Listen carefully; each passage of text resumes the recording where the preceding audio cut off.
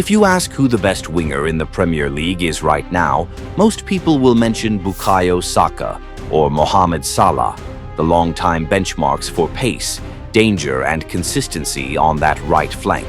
But at this moment, if you had to pick the most exciting winger to watch in England, the one in unstoppable form and influencing games more than anyone else, there's really only one answer: Jeremy Doku. The Belgian isn't just a speed machine. He's the perfect blend of pace, technique, and pure attacking instinct. The kind of player who forces every backline to take 2 steps back the moment he touches the ball. When he arrived at Manchester City in the summer of 2023 for £55.5 million, Doku was actually a bit of a puzzle for Pep Guardiola. Plenty of people wondered whether someone who had scored only 6 League One goals could survive in Pep's demanding, structured system, but it didn't take long for the doubts to disappear. Doku doesn't need eye-popping numbers to show his worth. He gives City something Pep's team sometimes lacks: controlled chaos, the ability to stretch defenses, to force mistakes, and to create chances out of nothing.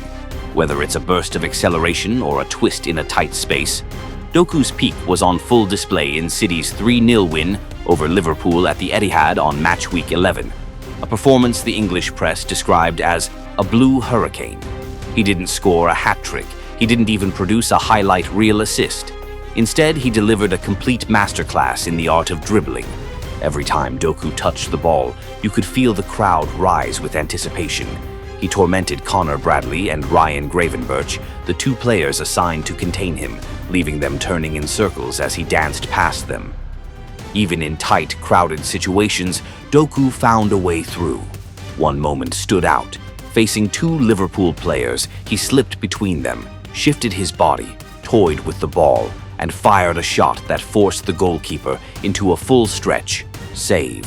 What's crazy is that this was already the 13th time he completed more than 10 dribbles in a Premier League match, a number no one else has matched since he arrived in England against Liverpool. He had 10 successful 1-versus-1 take-ons, and that wasn't even his personal best.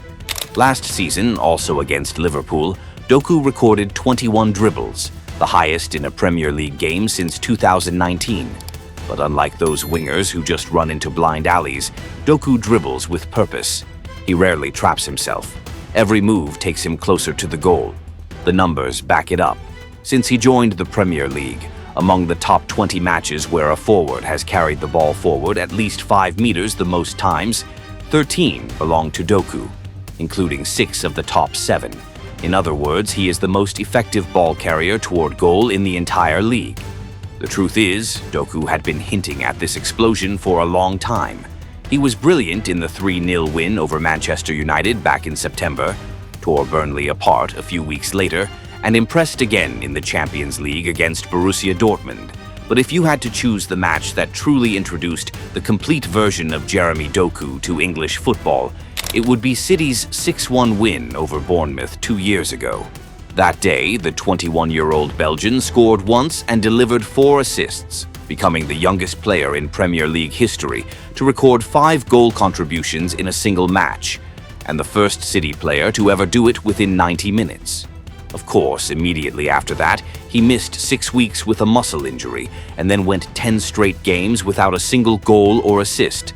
That's when people started wondering whether he was just a short-lived sensation. Pep Guardiola, famous for being demanding, even publicly criticized Doku after the 4-0 win over Brighton, saying he had lost the ball too easily in a few situations. Last season, Pep also called him out after the Manchester derby, and only after a strong performance against Everton did he admit he had been a little unfair for not giving Doku more opportunities. But football, as Pep always says, gives every player their own moment to mature. Jack Grealish, Josko Gvardiol, and even Bernardo Silva all needed almost a full season to fully understand what Pep wanted from them. Doku needed almost 2, but the difference is that he never lost his wild, instinctive nature. Pep even admitted it himself. "I know I'm good, but don't overestimate me. The players do it for themselves. We have to try give them good momentum and a good connection. Do you think I teach him how to dribble openings? This is natural talent." And that talent goes way back to his early days at Royal Antwerp. where Doku and his brother Jefferson spent hours dribbling on concrete courts, learning how to control the ball in tight, unforgiving spaces. When he joined Anderlecht's academy at the age of 10, the coaches immediately saw the magic in his feet. But they also saw a kid who was a bit selfish, someone who loved taking players on rather than combining with teammates. It took years for Doku to understand timing, to know when to explode forward and when to release the pass. And maybe that's exactly why Pep Guardiola trusts him so much now, because today Doku isn't just playing for himself. He's playing for the entire team. Against Liverpool, you could see all of that so clearly. When Doku dragged two defenders toward him, Nico Gonzalez or Phil Foden immediately found space to shoot. When he carried the ball down the wing, Liverpool's backline automatically dropped deep, opening huge gaps in the middle for Erling Haaland to attack.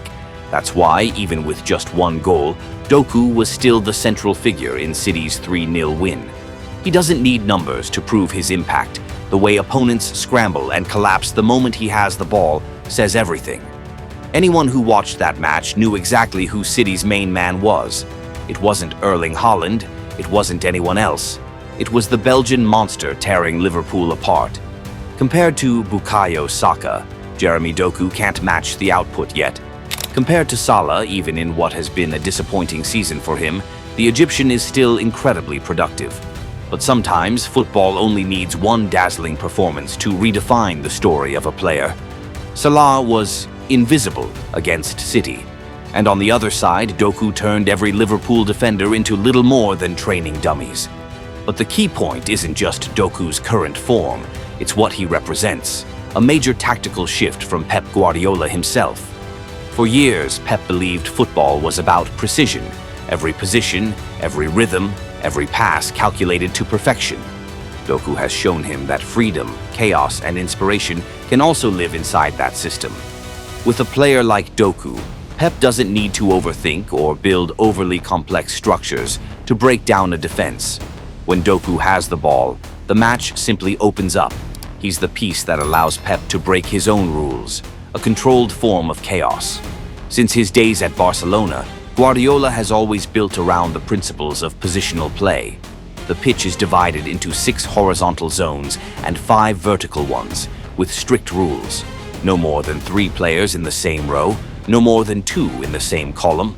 This ensures the team keeps its shape, even while constantly rotating. It's why City always move in harmony, why players can interchange roles without ever crowding each other's space. But lately, Pep has started to bend, even break, parts of that rigid philosophy. As he reached the milestone of 1,000 games as a manager, Guardiola looked like a man reinventing himself. In his last 2 Premier League matches, including the 3-1 win over Bournemouth, his team shape looked almost unrecognizable. City repeatedly placed 3 players right in the central lane between the lines, pulling the opposition's defense higher and creating huge pockets of space for Erling Haaland. And the biggest surprise? One of those 3 players was Jeremy Doku. On paper, Doku is the purest kind of winger. Pace, explosiveness, energy, and fearlessness. But Pep Guardiola didn't hesitate to drag him inside at key moments, turning him into a half-winger, half-wide attacker, half-central midfielder. Pep doesn't ask Doku to hug the touchline like Raheem Sterling used to, nor does he force him to play fully inside like Jack Grealish. Instead, he gives the Belgian just enough freedom to float between those 2 zones, wide enough to isolate defenders, close enough to combine quickly in tight spaces. Doku can drive down the flank, but he can also cut inside like a blade slicing into the heart of a defense. And that flexibility leaves defenders completely confused. Stick too tight to him, and you're leaving Haaland wide open. Give him too much room, and he'll be past you before you even react. That's why Doku's long-term value will be far greater than what people are giving him credit for right now. He's an artist with the ball, a true sexy footballer, but also the key that allows Pep to unlock even the most well-organized defenses.